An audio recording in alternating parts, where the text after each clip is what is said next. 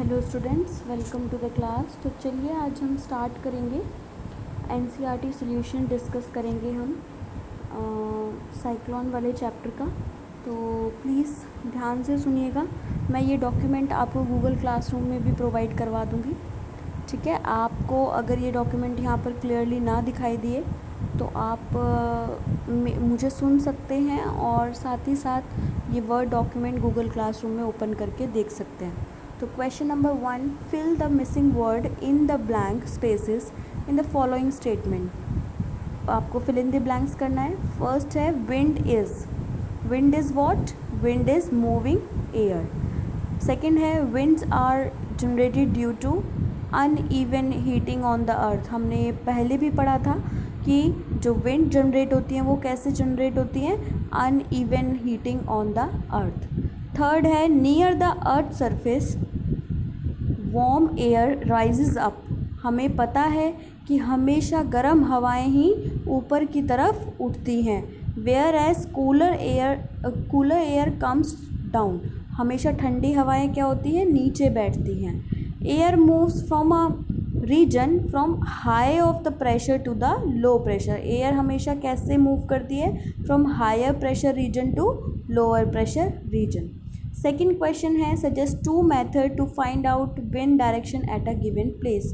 आपको 2 ऐसे मेथड्स बताने हैं जिससे आप बता सकते हैं कि क्या डायरेक्शन है। सबसे पहला तो आप क्या करेंगे, एक पीस ऑफ पेपर ले लेंगे और उसको allow it to fall from your hand and it will flow in the direction in which the wind is blowing. जिस डायरेक्शन में हवा होगी उसी डायरेक्शन में आपका पेपर फॉल करेगा, उसी डायरेक्शन में वो उड़ेगा।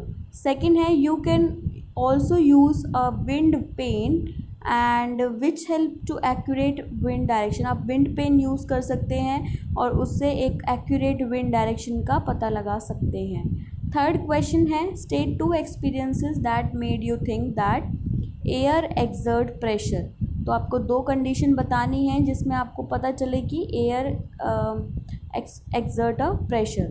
तो फर्स्ट कंडीशन है balloon and balls can be used only when they are inflated with air. When balloon is overfilled with air it burst due to excessive air pressure. तो आपको पता है जब आप बहुत ज़्यादा हवा भर देते हैं बलून में तो वो क्या हो जाता है? बर्स्ट कर जाता है due to excessive air pressure. तो सेकेंड है compressed air is used in the brake system for stopping the train.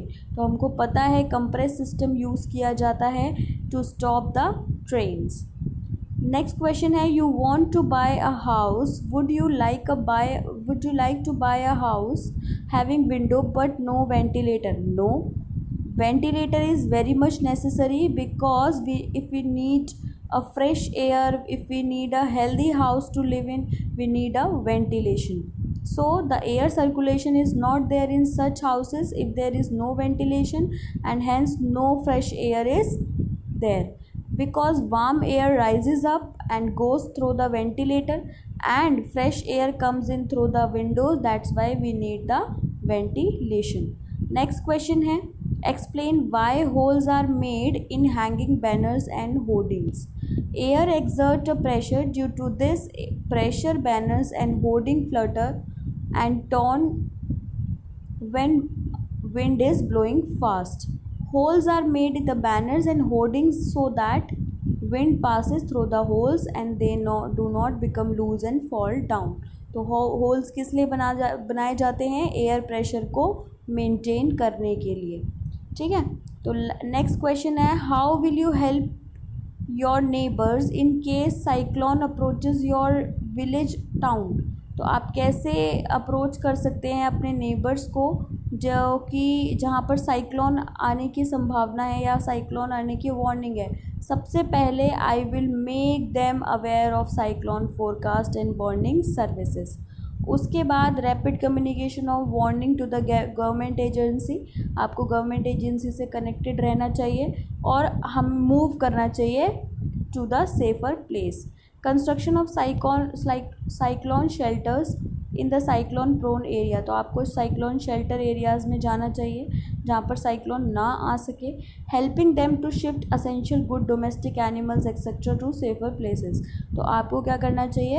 आप को ऐसी जगह पर सेफली जाना चाहिए और अपने गुड्स जो आपके ज़रूरी सामान हैं, एनिमल्स हैं, इन सबको भी सेफ़र प्लेसेस पे पहुंचाना चाहिए। नेक्स्ट क्वेश्चन है what planning is required to deal with the situation created by a cyclone. तो कौन कौन सी प्लानिंग है, तो जब हमें कोई भी प्लानिंग करनी होती है साइक्लोन से डील करने के लिए, तो हमें सबसे पहले केयरफुली सुनना चाहिए टीवी और रेडियोज़ को। उसके बाद हमें सेफ़र प्लेसेस पे मूव करना चाहिए, हमें इमरजेंसी किट को रेडी रखना चाहिए। Store food in the water proof, हमें ज़्यादा खाना स्टोर करके रखना चाहिए। नॉट वेंचरिंग इनटू द सी की तरफ नहीं जाना चाहिए, ना ही वहाँ पर मछली को पकड़ना चाहिए, या ऐसी कोई भी चीज़ जो कि असेंशियल नहीं है तो सी की तरफ जाएं ही ना। कीपिंग ऑल द इमरजेंसी, अपने पास सारे इमरजेंसी नंबर्स भी होने चाहिए।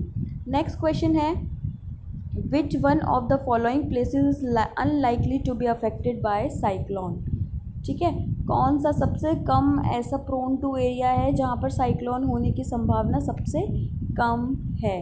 तो मैंगलोर, चेन्नई, पुरी, तीनों जगह आपके सी एरिया हैं, तो कोस्टल एरिया हैं, तो बेसिकली वहाँ पर साइक्लोन आने की संभावना ज़्यादा है as compare to Amritsar. Amritsar के आसपास कोई भी ऐसा कोस्टल एरिया नहीं है, तो इस वजह से अमृतसर ऐसी जगह है जहाँ पर साइक्लोन आने की सबसे कम संभावना है। लास्ट क्वेश्चन है which of the following is statement is correct. तो आपका in winter the winds flow from land to the ocean, this statement is correct, क्योंकि ठंड के टाइम पे क्या होता है, लैंड से हवाएं किसकी तरफ जाती हैं, ओशन की तरफ जाती हैं। This is very correct statement. So from this you have completed this chapter. In the next class we will start the new chapter. Thank you. Have a nice day.